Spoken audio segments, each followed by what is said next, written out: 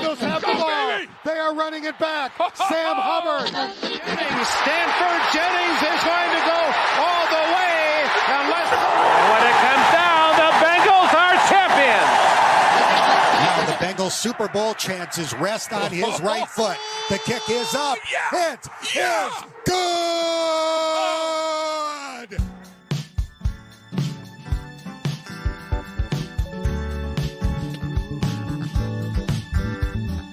Hooday Bengal fans, here we gather, talking football back for year 5. We're covering all things Hooday Nation. We're glad you joined us here tonight. Special guests, past and present players. You never know who you might see. One thing that's for sure, it's all things Bengals. And it all goes back to charity. We at Talking Football want to thank you for joining us for the show tonight. By the fans, for the fans, until the very end. It's Talking Football with Bengal Jim and friends. It's Talking Football with Bengal Jim and friends. Good evening, everybody. Welcome. I am back from suspension, self-imposed suspension. James is back. We got Jamie on the screen here. Real quick rundown of tonight. 8:05, we're going to talk about the Charlotte tailgate, and we got the head of the Charlotte Bengals fan club coming on. About 8:15, we're going to do a really quick charity update.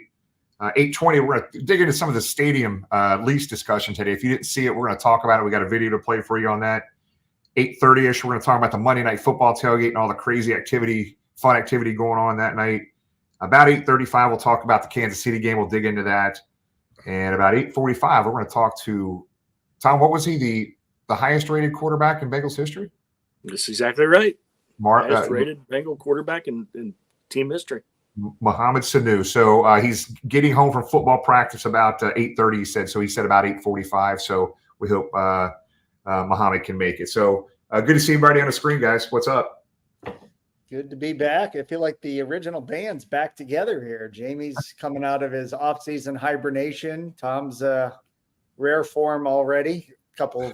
What are we? Episode 11 here in season 5, according to my stats below my name. Just for the record, I've actually been on more times in season 5 than you and Jimmy. just throwing it out there. Not true. So if you want to fact check that, you can go to the YouTube channel where everything is archived and go back and watch any previous show. So I feel like this is a presidential debate now. We're fact checking everything. Fact checking it live. Fake news. We are getting this close. I think we're probably about 8 to 10 episodes away, something like that, from our 200th episode. So we're getting close, guys. Amazing.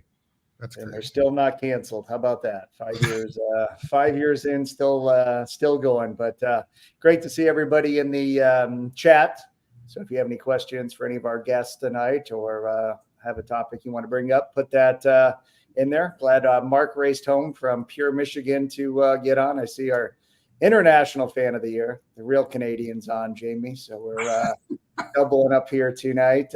Pennsylvania posse present, New York represented. Let's see who else we got represented there. Good to see Lisa back, but excited. It certainly a tough Sunday afternoon we had with that last second loss, but excited. I think that the team played well, and a lot to look forward to prime time on Monday night here at Paycor. Tom? Well, we talked about it last night, and you and I talked about it before the game. Sunday, there was a chance they could play a perfect game and lose. They just barely lost and did not play anywhere near a perfect game. So I do think that bodes well. I think they've got some confidence moving forward. Hopefully they can take advantage of who we're playing. I'm a little worried that Jamie and I could be suiting up a defensive tackle this week since he'll be in town. But other than that, I think they're playing with more confidence. I think they're pissed off, and I think they're ready to go. Like Jimmy said, it's time to go on a run. Certainly, there's no more room for any screw ups. Bullcrap losses. So, but I think the guys are ready to go. Yeah, I think I think we've said this on the show 100 times. You never want to be in a position where a call decides the game. And the argument online was that pass interference? Should that have been called? It was a penalty, but it was such a soft. It's 50-50 call if that gets called most games. So, and then you see the replay where there's holds on the play that should have offset the penalties. It's just frustrating. I thought for sure we were to pull it off. I can't help but wonder, and I post this on the Bengals official page after the game. Now, I was also really upset when the game ended, so I probably should wait a few minutes before I post. But I feel like this whole chase thing is like it's still lingering. It's still playing. You could see the tension with Joe. I've never seen Joe and Jamar act like that on the field before, where like they're literally pushing each other and getting in each other's faces. You can tell it's blowing over. I just hope we can move on from that now that he's come out publicly and said that he's going to wait till next season. Let's just move on. We got a very favorable schedule coming up, 2-2 going into week 5. So we'll see what happens from there. Kind of going around. Yeah, I mean, it was Tony, myself, Brandon. We had a pretty good crowd of Bengal fans at the game up in Kansas City. Not the crowds that we had during AFC Championship games, but great time in Kansas City. The fans were outstanding to us. I'm talking outstanding. We had a great group of people we were next to. We tailgated with a bunch of Kansas City fans. But they knew they were lucky to get away with that win, guys. They really were. They really were. So, yeah, it almost, we were talking after, it's, so close, you'd almost rather lose by 50, not seriously, but, it was a tough pill to swallow knowing we had a chance to win. And, with the exception of the fumble, I think Joe Burrow outperformed Pat Mahomes on Sunday. Kudos to our defense, holding Travis Kelce to one catch, 5 yards. I think, Tom, you were saying Lou ran a defense that he'd never run in how many previous years as Bengals defensive coordinator. So, yeah, that kind of troubled me. Jimmy, you were at the game and couldn't hear. You guys were at the game, but Tony Romo, the way he was describing it, it was almost like the Bengals were doing something illegal or wrong. Lou Anarumo was running a defense that the Chiefs had never seen the Bengals run before. He was running a Tampa 2. He was playing a zone, and that was just wrong because the Chiefs had never seen that before. But, hey, they ended up winning the game. Maybe they deserved it. Maybe they didn't, but they got the win. When you're not playing your best and you beat a really good team, hats off to them. Right now, they're still the Chiefs are the best team on the planet, and technically they still have the best quarterback on the planet. I'll take the guy we have every time. I'm thankful we have him.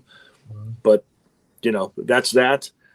We just as long as the defensive line is okay and we can stay healthy, I think we'll be okay Monday night. Monday night's all that matters.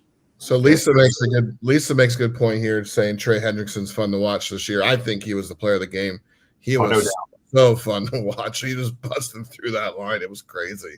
So did you hear Tom? I thought Tom was getting ready to go do it. The asshole of the week was Tony Romo there for a second, but yeah, that definitely had asshole of the week vibes. We're going to call him Tangent Tom here at the early part of the season. I don't think anybody is Canadian. You get more angry than me. Nobody has ticked me off this past week enough. Even the refs. I didn't think. I mean, there were some calls that I would have liked to have seen called or not called by coincidence. Anytime Mahomes throws an INT, there seems to be a flag on the field to bail him out. There were some very clear holding calls against us that should have been called. But I thought the officials did a pretty good job, and Jim and Tony do a pretty good. I mean, they're not Dan Horde and Dave Lapham, but they do a good job. So I was going to say, the byproduct of the Bengals defense holding Kelce to like pretty much nothing is less Taylor Swift on the screen. As a person who had to watch from home on TV, I saw one camera cut to Taylor Swift, which was one more than we needed to see. One too many. No, it was funny because she cheered and it was like it got called back for a penalty, and then they go back to her and she has no idea what's going on. She's like, what? Oh, goodness. All right. We're 10 minutes in. We're going to talk about, I was going to say something, Augie or Jamie, who has the best post-game rants on Facebook? Augie hands down. Tie between you two. Augie hands down. Augie literally tells people to delete them.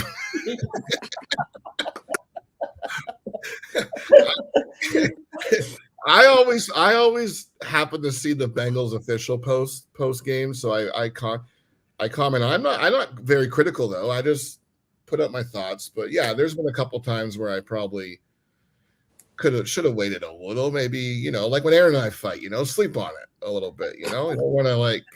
But then if you wait too late, then we have the wine thoughts of Jamie. That's what counseling's for. It's all good. Jimmy was getting on us, when I say us, me, about illegal text threads between us and separate text threads. We should have if we want to do a giveaway, we should give somebody who watches the show access to the thread we use during the game to see how the four of us talk about the game, talk about the refs. Expand your vocabulary. It is, sometimes I'll scroll back during the game, and it is wonderful raw entertainment. Our coaching expertise. The other day it was on that fourth down where they went for it. Jamie and I, don't do this. Don't go for it. Kick the field goal. Take the points. All right, touchdown.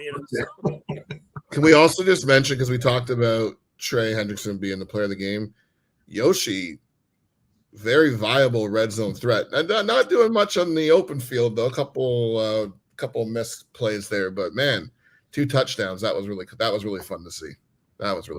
In my last rant, enough of the 6,000 tight ends. With Gesicki, let him run. Let Drew block. Gesicki's a beast. He's a Eric beast. Ball is going to be good, and then get some more now. Line help. So. I'm glad you said that, James, because I tell you what. I'm sorry, Jamie. Eric Ball is going to be the starter here for 7-8 years, starting next year, and he's a 3-down. He's that rare dinosaur tight end. He not only can get open, he can get the tough yards when he has the ball, but he can block. He is smart. He is tough. That's going to end up being a steal in the 3rd round. So not that we all have the time to do this, but Brian gives me a good idea here. This could be Bengal Gym after dark with these text messages, guys. So we could definitely do unplugged spin-off show. Got to be after midnight. We play it. I don't know. Right, Bengal Gym has a reputation to uphold here, guys. We can't include him. It has to just be us. Oh boy, I'll get canceled. I'm cool with it. I can't cancel a Canadian. That's not even allowed. No, you don't even get the channels down there. You can't cancel me. All right. Well, let's. We're going to kind of step ahead. We're going to fast forward to Charlotte, which is 2 weeks out. We'll circle back to our Monday night game and the festivities on that shortly. But we have a special guest tonight. Somebody we've been working with kind of since the schedule's been announced, knowing that September 29th was our weekend in Charlotte. And she's been a big help in not only organizing our Saturday night bar takeover, which we're going to talk about, but also lining up our local charity in Carolina that we're going to help with. So without further ado, we are going to bring on the president of the Bengals fan club in Charlotte. Hey, Megan, how are you? Good. How y'all doing? What's up, Megan? I already said y'all, and I'm from Cincinnati. That's pretty bad. You live in Charlotte now. That's good. Yeah, 18 years. So I still a Cincinnati girl, but I guess Charlottean as well. Charlottean and teaching in Carolina, correct? Yes, absolutely. This is what a day after teaching looks like. So I've mistaken the podcast for being purely audible. So you get what you get, guys. It's okay. We got Jamie on here. It's A-okay. I'm in my kitchen, Megan. Don't even worry about it. It's all good. But we appreciate all the help. I know you organized, and we shared it on the show many times. Very cheap tickets for the upper level for the game for Bengals fans. So thank you for doing that. I believe those all sold out, and you're actually going to have one whole section in the upper deck for Bengals fans. Yes. So section 520, I believe, rows 16 and up. Those all went for $85 flat, which is great, especially looking at them now. Those are completely sold out except a few scattered tickets. So if anybody's looking for a last minute single seat or doesn't want to sit by somebody else anymore, we have 6 single seats available in 520. And I actually dropped the ball, didn't get myself tickets. So I will be in 522. So there'll be a group of people over in 522 as well. So I think we're up to probably between 130 and 150. So it should be great. At halftime, they'll be giving a shout out on the Jumbotron to section 520. So very cool. So I'm going to pop up this graphic here. And I know this is something you've been working on for over the summer. Again, after as much as we've been working on everything for this week. Tell us a little bit about the Bengals fans of Charlotte, maybe the history and what you guys have going on. Sure. So I moved down in 2007. I'm a Roger Bacon grad for high school. You got to clarify that first for Cincinnati people. And then I graduated from Dayton in 2007, and I moved down right after and started teaching. So I just Googled like where to watch Bengals fans, and it was like one reserved table in a giant bar, maybe 20 people max. And then the Panthers, believe it or not, that season started doing really well, so they couldn't promise to put our games on there anymore. So we ended up moving to another place, and then we were at Greystone for about 6 years, and then just this year got the newest and best improvement, I think, which is Protagonist in the Loso area of Charlotte. So yeah, there's Protagonist right there. We had over 100 Bengals fans at our first game, maybe slightly less at Kansas City. I'm thinking, and a lot of people could watch it from home. But yeah, that's the most updated picture there. And we still actually cut a few out by mistake. So turnout was great. Energy was great. And everybody's talking about this upcoming game in 2 weeks. So we're super pumped. Very excited. We haven't even really done a formal announcement on the bar takeover on Saturday. So is it Soho? What's that area called where Protagonist is located? They just kind of renamed it like in the last year. I guess it's trendy. So this one's called Loso now, Lower South End. Okay. What's great about Protagonist is no matter where you stay, it's a 5-minute walk off the light rail. You can get off at Scaly Bark, so it's convenient. It's huge. The owner is a Cincinnati guy, born and raised, so he was more than happy to. And yeah, so that Saturday takeover will be, and we had talked about times, y'all can clarify on that, but preceding the OSU Michigan State game that Saturday, the 28th. Yeah, we appreciate Mike and you hooking us up with Mike to do that. So I think and this is the first time I don't think we put this on social media, 5:00 on Saturday there. Obviously the bar is going to be open throughout the day on Saturday if somebody would like to go earlier. And the nice part about this bar, and you can see kind of from these pictures, is it is inside and out. So if you want to be outside on a nice North Carolina fall day, you'll have that opportunity. And then 5:00 will be the official takeover. And then those of you that are Ohio State fans, you can stay and watch their game against Michigan State at 7:00. So another thing, I guess you guys don't have any questions. I'm stealing all of Megan's time here. You were very gracious and hooked us up with a local charity for the event next weekend. Tell us a little bit about what Holy Angels does, and they're going to be, again, the beneficiary of our tailgate on Sunday in Charlotte. Yeah, absolutely. So Holy Angels is a nonprofit. It's located in Belmont, which isn't too far from Charlotte. And it has a really cool backstory. Won't get into all of that, but if you want to check out the website, how it got started 70 years ago is pretty amazing. But we have 81 residents who are either physically, developmentally, or intellectually disabled, and they live on this campus, and many of them need 24/7 care. And while the government funds 75% of it, the other 25 is completely from fundraising and whatnot. So those who are developmentally disabled and intellectually disabled who do not need 24/7 care are taught job skills, and they can work at the market campus. There's a cotton candy factory. There's a cafe where they are able to have meaningful employment on campus. And I just got word from Sean Flynn, who is a big employee over there and helped me with this. I taught his kids. That's how he connected to me. But he said they just launched a campaign to add more homes and housing for children and to get kind of like an aquatic center going. So all the proceeds going to this are more than appreciated. So thank you very much in advance. That's Yeah, awesome. thank you. We want to thank Tony, who brought Duke Energy on board. That's going to be part of the tailgate and will also donate. So we're very excited. Jimmy, you were going to say something. Yeah. Just Megan, more of a comment. Well, first of all, thank you for letting us partner with you on this thing. But just to let you know, I think Craig put in there that Protagonist holds 1,400 folks there. I would tell people to get there early. Every time we do a bar takeover in a city the night before a game, we pack the place out. Bengal fans show up and show out. So get there early. I would say to get there early, grab your seats. It's going to be a really fun night. I can't wait to hang with everybody. Absolutely. I will definitely get the word out, and I'll be one of the first people there. So Tom, Jamie, anything you would like to ask Megan or I comment? just want to say thank you for doing this. This sounds like it's going to be a great time. Thanks for putting in the work. Lesson planning, it's the start of the year, but for every hour of lesson planning, there's about 3 hours of excitement and planning one day.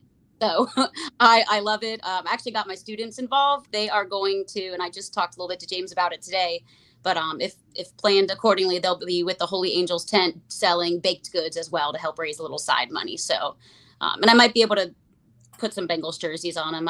I think at this point in Carolina, they're ready. We can bring some old Andy Dalton Bengal jerseys for him. Maybe they won't. We got some grocery bags we can bring. I've got a question. With as relaxed as everybody is in the South, how intense do the Bengal fans in Charlotte get while watching the game together? I think pretty intense. However, we always have that in the back of our heads of kind of like what's happened when we get super excited over some of these games. So it's never like completely overbearing. It's like excited with a little bit of realism still floating around back there. But I mean, you were on the edge of your seats for that last game. There's no way you couldn't be. And it's hard not to analyze every little flag and missed call. But overall, the energy's great. Everybody's super excited and already talking about the next game meeting up. So I think you guys are going to really enjoy it. It's another Queen City. So I hope to see a lot of people down there. It's going to be great. How many Panthers fans have you converted since you've been down there? A lot, actually. Yeah. The first year I ever taught, believe it or not, those kids are like 25. I just got married last year. One kid got married on the same exact day that I did. And I'm 39. So he is a huge Bengals fan now because a lot of the parents who moved down here are kind of like me. They're from Florida, New York.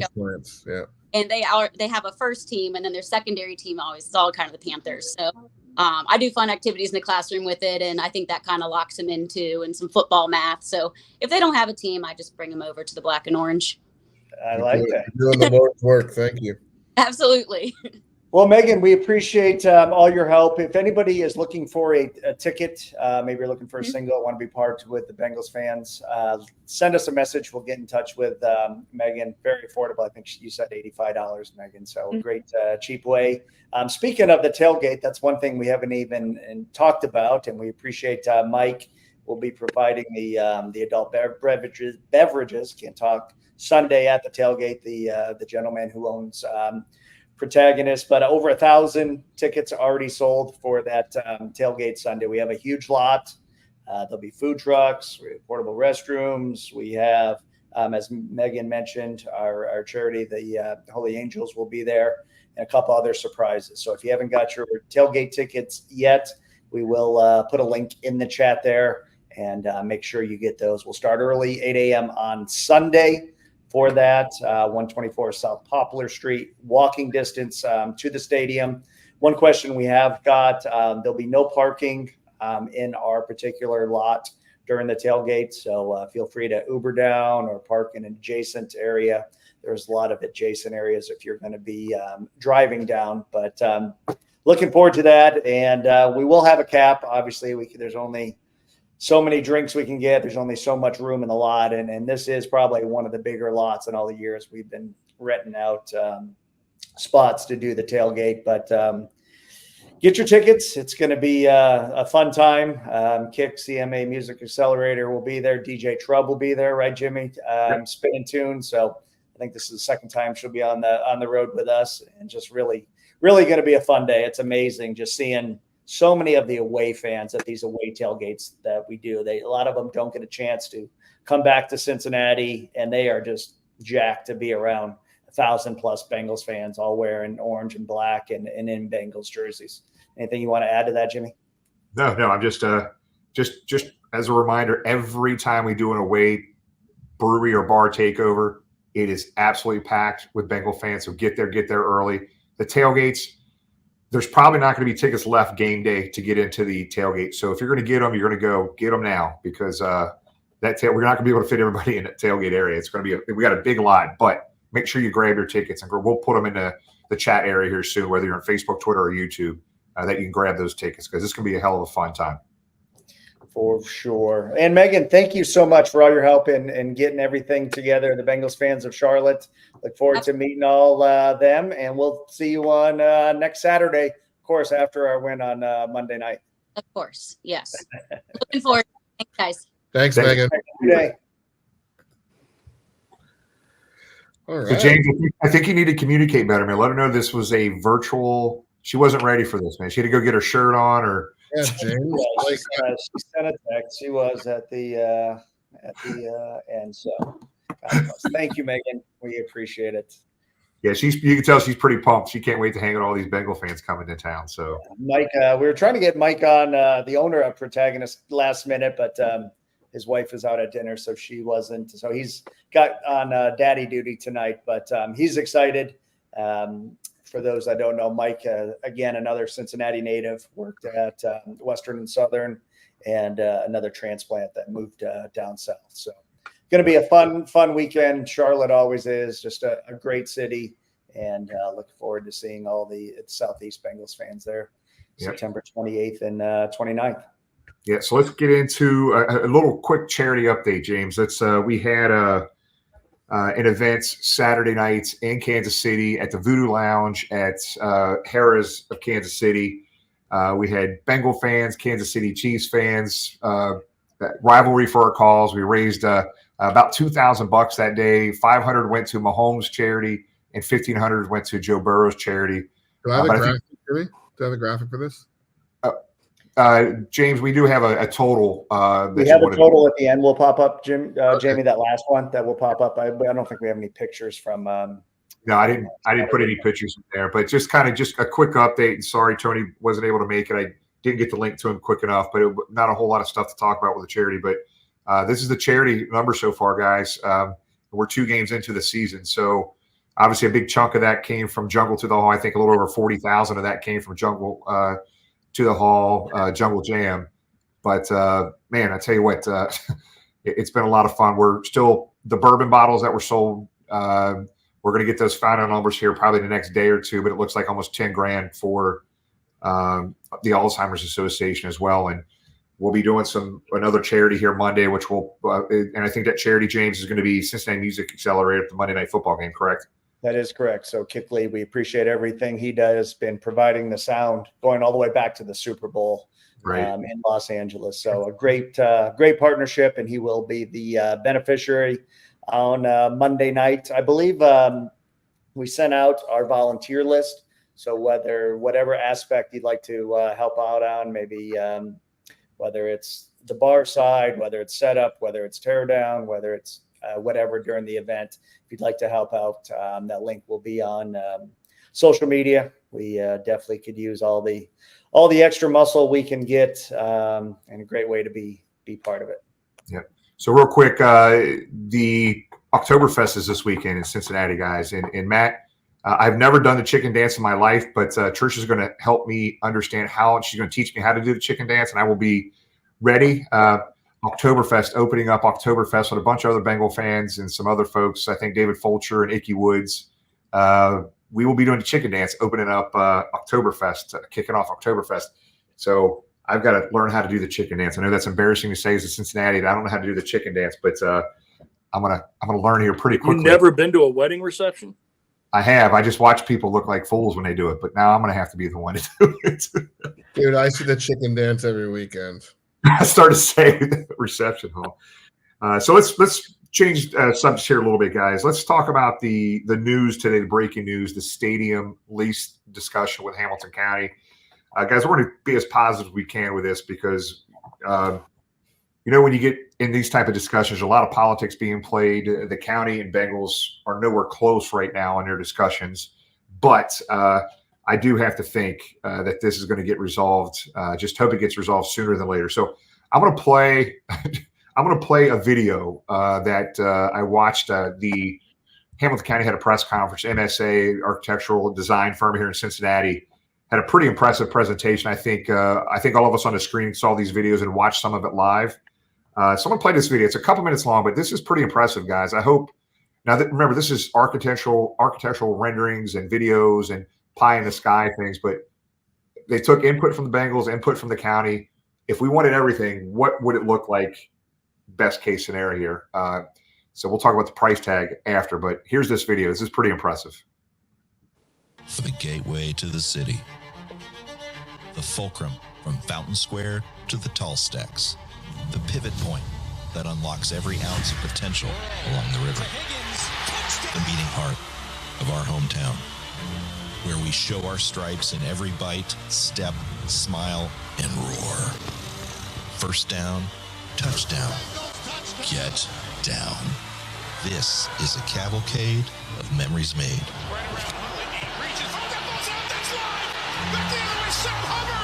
The Cincinnati Kid, he will score! From the jungle to the mighty Ohio, thanks to new green spaces and connections to the banks and downtown, complete connectivity for the city, with Bengals Promenade for enhanced tailgating on game day and public use year-round.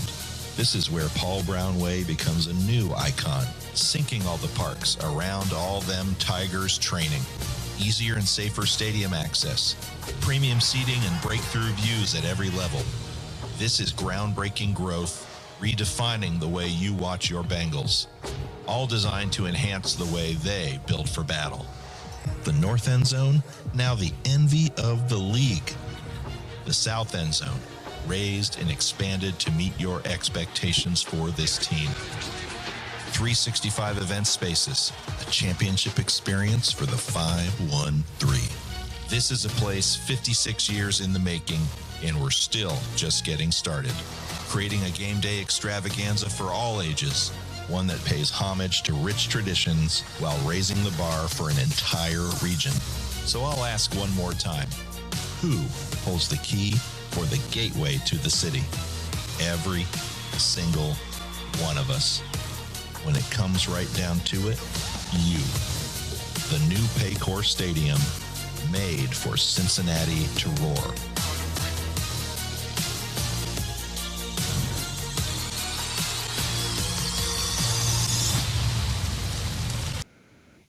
That's some pretty damn cool stuff. So let's just kind of go around. As you watch that video, guys, put your comments in there, what you liked about it. But one thing I thought was pretty interesting was the practice facility. They built into like a little stadium base with 2,000 seats with roof over it for people who can watch the practices. And the Bengals offices were moved from the south end zone all the way over there next to the practice facility, separate from the stadium. And the indoor practice facility, all right there by the outdoor practice facility. So some pretty creative stuff here. I'm not going to say anything more, but man, there's a lot of really cool stuff there, guys. Tom, any comments on that? Because it gives me goosebumps. Oh, Tom's muted. You're mute, Tom. You're mute, buddy. You gotta unmute yourself, Tom. Everything is in its infancy. Probably negotiations really should have started a couple years back, but we look forward, and today was a step. And hopefully everybody can stay sane, stay rational. There might be some parties out there. We hear the conspiracy theorists that there might be people out there that wouldn't mind seeing these negotiations not work and might be encouraging them not to work. But I think we all know it's best for the city. We can have everything else. You are not a major league city if you don't have the NFL. You're not a big league without the NFL. And we have that. We have that with agree or disagree with them over the year. A very civic-minded family that runs it, and I'm glad we have a family that runs it. So, no, it's the video was great. Everything on there in the end, if things go well, I don't think will be included in the final deal. That would be wonderful, but I don't think that. I do take umbrage when he says that the north end zone will be the envy of the National Football League. The north end zone is already the envy of the entire National Football League, and it has been since 2000. Sam Hubbard, talks about that's our rowdiest end zone. So, but I think everything else was perfect. I also like, how they really dressed up the riverfront there. It wasn't just about the football, but how they dressed up the riverfront. It would be so cool to have a park extending just west of Paycor Stadium, going all the way, stretching east of the Montgomery Inn Boathouse. Nothing but parks, all the way through there. And also how they dressed up the river there.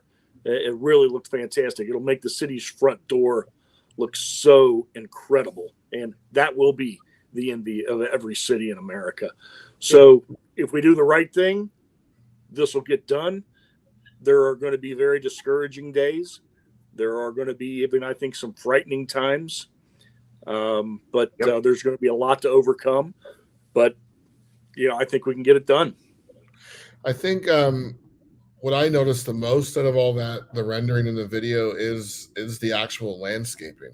The continuation of that beautiful waterfront that you guys have down there, like Tom just said, the gateway to the Queen City. I just love that's the new design model now. Is everything's going green. You're seeing these new, high rises going up with greenery on top and walkout spaces and open air. I think that's the way to go. I think it looks awesome. I don't think you need a new stadium. Everything doesn't have to be new and shiny to work. So, I don't know if do you guys have a company down there called Bath Fitters? Is that a thing in the States? Yes, we do. Hey, man, I've been in a couple bathrooms with Bath Fitters, and I would not know the difference if that was a brand new bathroom. I'm just saying. Oh my gosh. Hey, clip this and let's get a Bath Fitters sponsorship. Let's go. We're a Bath guy up here in Canada. Let's go. James? I did have a chance to watch that whole video, and honestly, new stuff was in the works, but didn't know to this extent. So, as others have said, I think they shot for the moon and stars on this initial rendering, which is fine. I think the cost proposal was 1.25 billion, and there's some comments, why not just build something, a brand new stadium? But I think if you look at the location, you mentioned the bones of the stadium are good. And, there's a lot of other things that go into upfitting a stadium: ingress, egress, security. Those were some of the things that were talked about on the presentation before Alicia Reese and some other people had to comment. And I wasn't around the last time. Certainly Jimmy and Tom can talk about the battle, if you want to call it that everyone went through to get that stadium done. But I'm going to say this: I think for the sake of our Bengals, for the sake of the city, this needs to become a multi-purpose venue that is not only used 10 times a year for Bengals games, but it was shown on that video: concerts, corporate events, meetings, city, whatever gatherings. And I think that's what it's going to take to truly push this through. So we know we need to look at it from a 30,000-foot view. Is yes, the Bengals are the anchor tenant, if you want to use that as a term. But this needs to be a city stadium that the whole city, the state, and the region can benefit from. And I think you saw that in the drawings. Now it's just a push to make it happen. And again, it's not going to be easy, but I think we can make it happen. So, James, is that the call for the new stadium, is to do something with the retractable roof so it can be used 365 days a year? I think, especially when talking to football fans, I think, you have the old school diehards that, football's needed, to be played in the elements, and Jimmy will wave that banner. And then, right up the road, 2 hours up the road here where I'm at, the barn they call Lucas Oil, there's benefits to that side of it too, being able to use it for NCAA tournaments and things like that. So I don't think there's a right or wrong answer. I think at the end of the day, you just need to be able to use this facility for other stuff besides Bengals football, and that's what it's going to take to get this pushed. Weddings, corporate meetings, the whole everything. Yeah. Well, I think on that theme, part of the possible ideas as they're moving things around is that South Building may become casino is the wrong word, but a gaming location for sports wagering, 365 days a year. The clubs on either side, the East and West club lounges, can be used a lot more. They do have big concerts there during the year. The Jazz Festival is there for a week. Taylor Swift came and sucked the oxygen out of the entire Midwest last year and had there were big Luke Combs and fill the place up. The Bengals have done it very good. I think we do need to see more of it, and I do think that we need to see more Bengals things there. I would like to see a big incorporation of a fan celebration there. I would like to see draft day celebrated there. I know the guy up in the corner is in the in the planning stages of bringing the NFL draft here. We get a stadium deal done. You get the NFL draft, and evidently talking to people in other cities. I know my sister lives in Chicago, and Jimmy has got the exact figures on this. But you get the NFL draft. That, I think, financially, it's not the Super Bowl, but it's pretty darn close with the number of people you get coming from out of town for 3 or 4 days. It's just incredible. There are going to be some short-sighted people that are going to fight against this or make their comments, or they are serving a particular interest. But, the logical right thing is to move forward. Let's get a good deal for us, the taxpayers, get a good deal for the Bengals so they can stay competitive and win and keep our commissioners happy so that, they can do their thing. But, if everybody's reasonable and logical, there's no reason why this can't get done. But there again, I just used 2 words, reasonable and logical. Yeah, you're talking politicians, you're talking to, so just real quick. So I just want to add this, and as we wait for Mohamed Sanu, so sorry to say, money needs to come from different areas here. The NFL needs to step up for this. Hamilton County, the state of Ohio, the Cincinnati Bengals. If we're talking $1 billion here, again, it's going to be more or less depending on what gets added or taken away out of that video we just saw. Man, oh man, it's a lot of money, guys. And just trust me, Alicia Reese and the rest of those Hamilton County commissioners don't like the current lease agreement, and they're trying to get that changed significantly. I would be interested to see how flexible the Bengals would be to change that lease as dramatically as I think the county wants. To Tom's point, just look, I do feel this is going to get worked out the end of the day, but be ready for a huge roller coaster, guys. Everybody that's watching you, this is exactly the mid to late 90s all over again. You're going to have different factions all over the damn place with this, and there's going to be peaks and valleys, and at the end of the day, this is going to get worked out. But man, it is going to get ugly, Tom. Yeah, after Jamie wanted to make a point, I do have one question that was not addressed by anybody today. Go for it, my friend. No, I was going to say, I don't know if you guys saw this or not, but if you watch the video in slow motion, in the Halls of Champions, there's actually a glass case with Bengal Jim's bucket hat in there. So I was thinking, like, viewing $10, touching for $100 could help raise some money. Jeez. Touching for $100. Who thought that would be on your video tonight? James, I think it might have been one of the pictures that you sent. You were taking screenshots of some of the things that were being presented during the presentation today, and I just kind of played that video. I hope they can incorporate some, like the Reds did. There was an image of Paul Brown statue in front of the stadium entrance on, I think, the east side.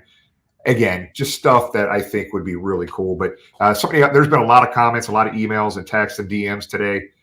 In those renderings, you see Lot E actually went away. Guys, a long way to go. We're not worried about the tailgates because at the end of the day, we will find a spot if that Lot E is no longer there. One thing, if you guys, I did not, because of work, watch the press conference. I just read about it.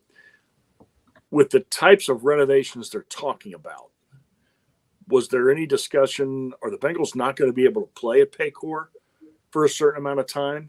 I mean, where were they? I think Nippert is too small at this point. I think we have to stay in Ohio because the state of Ohio will be contributing a sizable amount to this. I mean, does that mean do we have to go hang out at Ohio Stadium for a couple of years? Like I said, I think Nippert might be too small. Did they mention that, what we might have to do? Yeah, nothing was mentioned about, hey, during the construction, the Bengals would have to play. So there was nothing said. Like you said earlier, Tom, this is the first step in this negotiation process. And the county commissioners, when they were presented the dollar amounts on this, their eyes got this big. So a lot of things have to go through on this damn thing. But it's a start. But thank God it should have started a little bit earlier, but at least we're moving in the right direction here. So James, Jamie, Tom, we have Mohamed Sanu in the waiting room right now. So Tom, I'll let you do the introduction, buddy. He was a big pickup, fantastic draft choice out of Rutgers. He was that key receiver. He sort of inherited T.J. Hushmanzada's spot of when it was 3rd and 6 and he was on the field, you look for Mohamed Sanu. So he was like Andy's security blanket. And he also retired, as we introduced, not just one of the great Bengal receivers of all time, but also the highest ranked quarterback in Bengals history. So it's a privilege to welcome to Bengal Jim and Friends, Mohamed Sanu. What's going on, fellas? What's going on, Mohamed? How you doing, buddy? Thanks for joining us. How you guys doing? You're good, man. You made it home from practice just in time. I appreciate you, man. No doubt. Had to get, MJ squared away. His 9U team, we had practice, so we had to get everything going, man. How we doing? There you go. Good, man. Hey, so we appreciate you being with us. It's funny. As soon as we kind of announced that you were going to be on the show, you would not believe the hundreds of messages we got, Mohamed. You're part of Cincinnati football history, and people absolutely love you and they remember you. But we got some videos we're going to play of you here in a little bit. We're going to have some fun with it. If you have any questions as you guys are watching in the chat room right now, throw them in. We'll try to get a couple questions to Mohamed for you guys. But Tom, go ahead and kick off a few questions for Mohamed for us. Well, Mohamed, so many big catches, so many good teams when you were here. Was there a particular game or a particular play that when you always look back at always gives you an automatic smile? A lot of them. A lot of great memories there. I would say, honestly, one of the cool, fond ones was my first 100-yard game. We actually tied the Panthers, even though we didn't end up winning that game. That was like my first experience of, taking on a role at trying to be the guy for the, without Marv, without AJ, and just pretty much doing it all on my own. So it was like one of those things like, okay, have I arrived type of thing, like, can I do it on my own? So it was fun. And, I enjoy that moment right there. So, Mohamed, Tom introduced you perfectly, the highest rated quarterback in Cincinnati football history. So we are going to play a quick little video here. We're not going to be able to hear you during this video, but we're going to play the video. And after the video is done, we want you to make some comments. And we'll have some questions for you. But here's two touchdown passes in Mohamed's Cincinnati football career. And back there is Mohamed Sanu, who will go deep, and he's got Green, and that's going to be all the way. What a way to start things here while in college. Well, take a look at it. This is easy. I mean, you might as well have anyone throw it, but at any point you have to pay attention to A.J. Green. He runs 68 yards. I'd say he's pretty healthy. Bengals now. Dalton tossing it to Mohamed Sanu, who then, a little trickeration, throws it back to Andy Dalton, who I guess rumbles his way into the end zone for the touchdown. Take another look. Bleedy Ray Wilson actually had a read on it. I don't know how he misses this hit on Andy Dalton, but he does. And then Andy Dalton scampers in for the touchdown. Dalton, the first reception of his career and the first quarterback. Now, Mohamed, you didn't see that corner back there when you threw that ball to Andy, though. I know you didn't. Oh, no, not at all. No, that's the funny part. We practiced that all week, and coaches is like, yeah, don't worry about it. Nobody's going to track back with Andy. Like, we run the ball with you a lot in the backfield. So, I mean, you should just catch the toss, roll to the right a little bit and just lay it up. Like, don't even worry about it. I'm like, are you sure? I'm like, yeah, it's going to be wide open. Like, it's Andy. They're not going to, little do we know. It's a corner waiting for him. So let's talk about the Washington game. So the Bengals play Washington on Monday Night Football this week. We're messaging Coach Taylor. We want Jamar Chase throwing a touchdown, the Yoshi, or somebody. And we got to make that happen. So I sent him the video to let him take a look at. But talk about that. I think that was the first snap of the game against Washington, right? When you threw that touchdown? It was. It actually counted as a start. For the fun facts of, for all my fans that know I'm the highest rated quarterback. So I'm actually one of those, a starter. So it's like one of those things where coach is like, hey, you ready to throw it? Coach Gruden. And I was like, yeah, what's up? And it's like, I'm going to call it the first play of the game. So, like, be ready. And I was like, all right, like, it's going to be a touchdown. Like, that's. So meanwhile, like the whole week, like my shoulder was sore as heck from blocking. So I wasn't sure like how I was going to feel, because, back then, playing on the team that we played on, it was physical run game. We had Ben Jarvis, Green Levis back there running the ball. So, we had a block. So throughout the week of practice, me and Marv doing our fair share of blocking, and it was time to, throw the play, call the play and throw the ball. It was called 64 bomb. That's what, it was called. So I was either supposed to audible it versus too high. And if they do that cover zero check, I was supposed to let it ride. So I was waiting for London Fletcher to do his thing because I knew he would check the cover zero and bring the safety down. And they brought the safety over AJ, and I was like, bingo, got you. So wait, help me understand. So you they came to you before the game or like right at the start of the game, tell you that you want to be running this play? Like Gruden told me the night before the game, like that we would be calling it the first play of the game. That's awesome. There's 10 trick plays in Bengal history, man, and you're in it, those top 10 plays. I remember the announcers when they were talking about it. Tom, anything else to add to those videos? Not to those videos, but I was just going to ask, were there moments, because, technically with you being a receiver, anytime you throw it, it's a trick play. But were there moments in the meeting during the week that the guys would look at you or AJ or somebody and was like, really, we're going to try this? No, they knew like I would make the play. Like it wasn't more of a question. It was more like, oh, we're going to try this. It was more of an intriguing type of thing because, a lot of those guys would see, what I would do within practice and, hitting a crossbar from like 40 yards away, 50 yards away, no problem. Like, so they understood like the type of throw talent that I had. So, it was an issue for them. So Mohamed, there's some pretty bad quarterback play in the NFL right now, brother. So if you need a new job, man. There's probably about 10 teams right now that could use you. I know. I was telling a couple of my buddies, I was like, I was a couple of years too late with the coming out as a quarterback type of thing.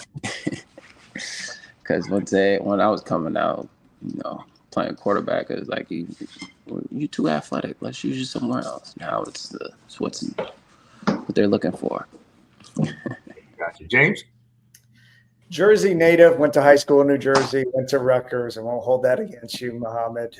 As a Syracuse guy, it's okay. But tell us, and a couple people in the chat are asking, what are you up to now? So tell us a little bit about what is the Legacy Sports Complex. Oh, so Legacy Sports Complex it's basically every community's dream, basically. So it's what a community looks for within a place where you're trying to bring your whole family sector. So we train kids from 5 years old all the way up to your grandma and grandpa. And we have everything that covers any space for any person. So like athletes, moms, dads, professionals, kids, all types of sports, football, basketball, baseball, lacrosse, tennis, you name it. We have a trainer that does it, or we have people that specialize in it. So we try to provide that niche for people to have, a place outside of wherever they go as far as like call home. It's a place outside themselves they call home. So we have doctors, orthopedics, surgeons, and on board. It's so many different things in one. So it's like it's a true one-stop shop model. So it's you have recovery. The list goes on, and it's like that the whole experience that we try to give, that a professional gets on a daily basis, we try to give to the community. Very impressive. Is that something that you thought about, going back to college, growing up in Jersey? Is this located in the Garden State, or how'd that whole concept come together? Well, I've been thinking about this since I was a kid, and God being the way He is, I was placed around people that had like-minded thinking like myself, and was already along the same path. And my partner's in it now, Dustin Travanik. He is a former MMA fighter. He started the model, and I just came and brought with all my partnerships and things that I've invested in throughout my career, because this is something that I've always wanted to be a part of since I was a youth kid, growing up, not having a place where you can go in and hone your skill sets and, be able to develop your abilities on a day-to-day basis, whereas, you can go to a batting cage, or you can go to, a basketball gym, or, basketball court where you can go get shots up and you can go hit. You couldn't do that with football. So it was like, that's why I invested in the things I did in my career, like the Seeker, the Monarch, the robotic quarterback. So you kids could have that opportunity to go to the gym and say, hey, I want to catch 500 balls in 15 minutes, or I want to catch 1,000 balls in 25 minutes. And it's available for them versus like, I got to go find somebody to play catch with. And that's the, the missing piece, like the missing link. So like now we built a model that services the whole community, and now, everybody has something for themselves. You have something for the cheerleaders, something for the mom that, she want to get her Botox done, lip fillers. We have that too. So it's like true one-stop shop model. Very cool. Jamie? Yeah, we have a couple viewer questions, Mohamed. So thanks for coming on the show. We really appreciate it. Chris would like to know, do you still talk to any of the guys you played with during your time in Cincinnati? Oh, yeah. I still talk to Marv, AJ, Andy, Hawk, talking to Carlos Dunlap every now and then, Gino Atkins, those guys. Gino still lives in Atlanta, so we cross paths every now and then. And so it's a bunch of guys that I still chop it up with. George Aloka, and chopped up with Ray and Vontez and all those guys, because Pac-Man Jones, all those guys, and those are your brothers you play with. You build special bonds and relationship with those guys, so you try to keep tabs and make sure everybody is doing well, their family is doing well, and anything you could do to help make sure everybody's in a great headspace as well too, because that's very important. Yeah, for sure. Augie's wondering, his question, Mohamed, you can learn a lot of life lessons through athletics. What's the biggest life lesson you learned through your athletic career? Consistency. I say consistency can take you far, or it can't take you anywhere at all. It just depends on what you put into it. So if you're consistently showing up, great effort, consistently doing all the right things, consistently being where you're supposed to be, when you're supposed to be there, everything's going to fall in place for you. But if you're consistently not showing up, consistently not doing what you're supposed to do, or consistently, BSing, making excuses, your life is going to consistently be what it is. So I feel like consistency is like the biggest thing you can translate to anything that you're doing in life. Like, how do you consistently show up? How do you consistently, do it? Like, that way I tell a lot of things I tell, the youth kids that I work with, like the way you do anything is the way you do everything. So you consistently got to show up and, put in the work. Love it. Mohamed, yeah, one more question, Jimmy. Sorry. Mohamed, sorry? Okay. No, you're good. Haven't been on, I believe, 6 NFL rosters. What's it like on Sunday for you? Is there any conflicting who you're cheering for? Do you follow all the teams you played for? I cheer for all of them. That's the beauty of it. Yep. I want all of them to do well and be successful because people don't realize how hard it is, to be in the league, be on a team, and to work together and trying to work towards a common goal. You got a lot of different things tugging at you, pulling at you, a lot of, different, backgrounds, and, you all trying to come together for a common goal. So it's like you just wish the best for those individuals because at the end of the day, everybody's under a lot of pressure when you think about it. Like you got 11 dudes on the field at a time, and they're trying to do a job to please millions of people, whether it's people that are upstairs in the front office, you got people in the stadium, you got people at home. Yep. So it's like people don't realize it's a lot of pressure, a lot of eyes, and you just got to be, graceful and be gracious to those guys. So, like you said, I root for everybody. I don't ever hold any ill will or any malice to anyone because first of all, it takes a lot of courage for those guys to go out there and share a piece of their lives in public to everybody. So, Mohamed, we know you root for the Bengals more than anybody else. I'm sure you just can't say it. I'm just saying. Man, it's tatted on me. I don't like. There we go. I knew it. Hey, so let's talk about our current Bengals, man. I'm not sure how much you're following and how much you're keeping up, man. But talk a little about the current team. Obviously, getting off to another slow start, which is kind of our MO for the last several years. What we do. That's what we do. They played a hell of a game in Kansas City, a game they should have pulled out. But talk about our guys, man. I'd love to hear your perspective on our Cincinnati Bengals right now. Honestly, I think we got a super talented team. We got a lot of players in a lot of key places, and we just need to find a way for everybody to, work together and do their 1/11th. You know what I'm saying? Don't try to do what outside of what expected of them, but do what's expected of them and then do a little bit more. But don't try to overextend yourself. You know what I'm saying? Like you got Jamar Chase, who's a phenomenal receiver. Top 2, and some people say not 2, and I can agree with that because of this tremendous skill set. But like I said, in the way we play in this day and age, we need all 11 to be consistent. You see what I'm saying? And that's where football helps us be successful. It's like we can't have it one person successful or another. So like we need all the other people around them to play at a level or meet the level of expectation that our best players are playing at. And that's the things that I learned throughout my career is like, you're not as good as your best player.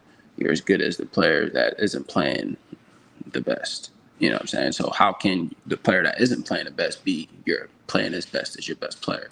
So it's like knowing like how everybody is fitting into the system, and you're seeing how Dre is fitting in, trying to fill a role, and we don't got T right now, so it's like a lot of missing components. You got Trent, Irwin doing his thing, and you got your 1-2 combo with Moss and Brown. So it's like we always know how to draft well. We always know how to have players that can make plays, but it's about having those players, step up and be consistent, and that's all it is.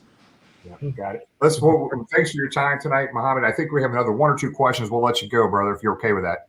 Yeah, you're smooth. Go ahead. Tom, you got something? That's right.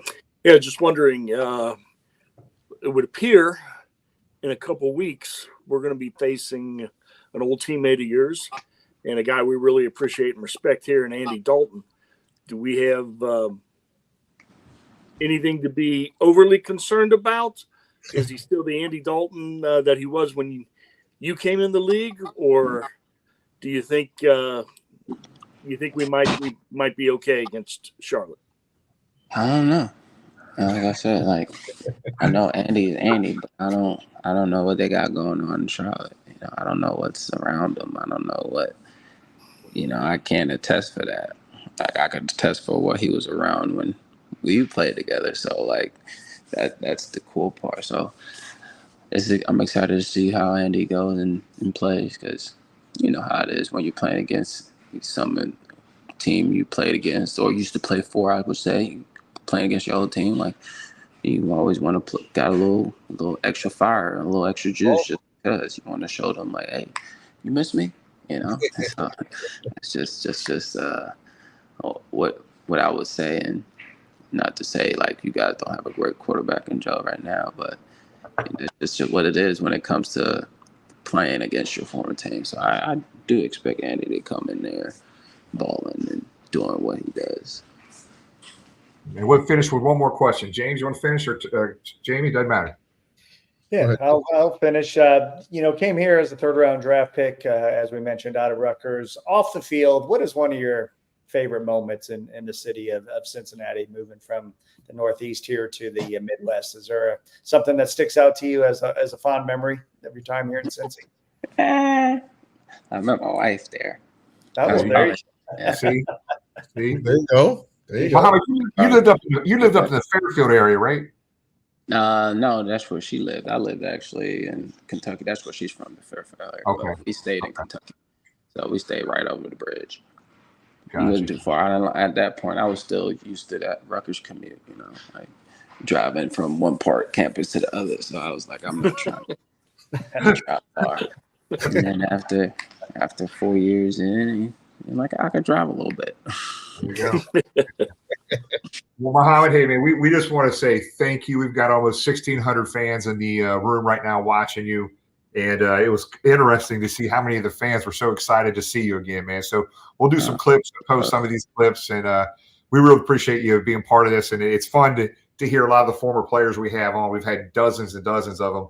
They all keep up with the Cincinnati Bengals, man, and rooting for these guys to succeed, for sure. So, you know the position they're in, and you know what it means to the city. You know what I'm saying? Like, for a lot of reasons, we play the way we play, and we go as hard as we could do, or we give that extra effort is for that reason, for you guys. Like, I mean, yeah, it's for us too, but y'all don't understand what it does for a lot of those players when, you hear the cheers, or you feel the excitement, you feel the pain that you guys are going through.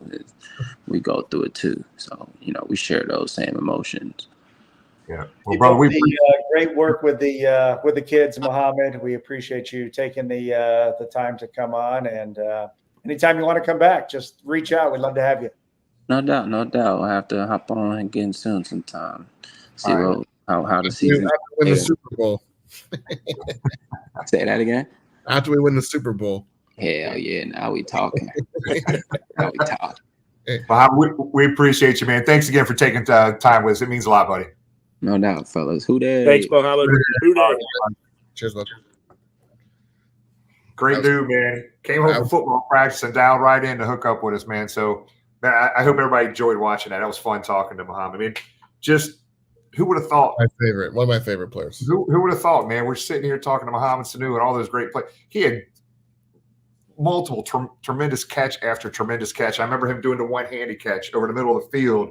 I mean, the guy was very versatile, and the coaches loved his ass. You can tell his attitude, anything he can do to succeed here, guys. So I know we're over an hour. James is getting ready to fall asleep on us here, but let's just go ahead and round the horn here. Start with Jamie and just kind of close out the show this evening. All right. I'm sorry. I'm not used to going first. Yeah, honestly, guys, I know I don't get to be on here every week, but I'm going to try to be on every week this year. But this is what's so fun about doing the show. It's obviously hanging with you guys and all the Bengals fans that you meet at the tailgate and the games, but having a chance to sit here and listen to and ask questions and give the perspective of a player you grow up watching is it's awesome. It's cool to share that with everybody watching, the 1,600 plus fans watching. I loved hearing his perspective on things. Obviously, very positive in his life and what he's doing right now. So, really cool to see. A lot of times, you wonder what happens to these guys. When the football career is over, what they're doing, what they're involved in. I think that was one of the best interviews we ever had with a player. I just thought he was awesome. So, and Tom, I know you're looking at me to throw the football to you, dude, but I was late getting in the door, and I don't have the football in front of me. So if you want to throw it at Jim and hit him in the chin, that's cool. You can do that. No, that would be a punt. But no, I know I can hear the eye rolls because I said it every week, but it comes from all of us. Thank you to everybody who tunes in and helps make this possible and helps make this so fun every week. We can't do it without you. And there are so many places you can get your Bengals news and opinions from other Bengals fans. So it's a true honor that you choose to spend a little time with us every week. I think the guys are back on the right track. We didn't get the win. We need to find a way to win games like that. Being 0-2, there is very little margin for error. We can't give away games anymore. We could very easily be 2-0. But let's just worry about one thing, and that's Washington Commanders. We've got to find a way to beat them, evidently, without a defensive interior. So hopefully Lou is dialing that up, and Jermaine Pratt and Logan Wilson are figuring out ways to help the guys on the front side, and the guys on the back side will step up. I think the offense is about there. There are still certainly some problems, but we're definitely moving in the right direction. And hoping to see, I'm going to make it a point to get down to the tailgate Monday. It's good to see that Augie's going to be in town. Our Canadian hero will be here in town with the family, celebrating with everybody, probably all day long. But so we'll look forward to seeing everybody Monday night and here next week celebrating a win against the Commanders. James, I'm sorry. Before you go, I just want to let you guys know I'm getting my toonies ready for the tailgate. My toonies for the tailgate gift box there. Gift box. Donation. We're cashless anymore. Are we cashless? Gosh. I got like $100 Canadian right here. Speaking of Monday night, we didn't get a chance to talk about it. Appreciate Megan coming on from Charlotte again. If you don't have those tailgate tickets, definitely get those before they sell out. But looking forward to Monday night, as we mentioned, Cincinnati Music Accelerator. I know Kick was on a little bit earlier. Will be the beneficiary, our charity of the game for Monday night, as we've done. I think the last at least 3 years for the Ring of Honor game, Trailer Park Floozies will be performing live. This is our one tailgate where we have a live band. Weather looks Chamber of Commerce like for this weekend. Gorgeous fall weather, probably a little warmer than what we're used to. But come on down 4 hours before. That's often a question we get. Excited to go over into Smale Park there. As always, Donato, Skyline, 16 lots. Cincy Beer Fest, Cincinnati Music Accelerator, and again, the Trailer Park Floozies will be on hand live on Monday night. So appreciate it, and great show. Great having Mohamed Sanu on. And Jimmy, thanks for getting him, and go ahead and let's go. I'm going to try not to be as repetitive as I think I'm going to be here, but our focus charity this Monday is Cincinnati Music Accelerator. We're going to be doing some posts here late tonight or tomorrow. So you get on here and learn a lot about what CMA does in our city here. It's awesome. Cincy Hats is going to be setting up in the park at the tailgate this week. There's a new release coming out. Cincy Hats will be there. That's breaking news. Nobody knows about that other than I think me, Tony, and James at this point. Donato's Pizza will be there with a pizza truck this week. They will have Witt's ice cream. Skyline will be there. Nothing But Cakes, El Jefe's Cubano sandwiches. David Fulcher, Icky Woods will be there with their merch. Bengal Bids, Everything Bagel. There'll be another face painter there for everybody, the kids to get their face painted. Live performance site by Trailer Park Floozy, 16 Lot and Friends.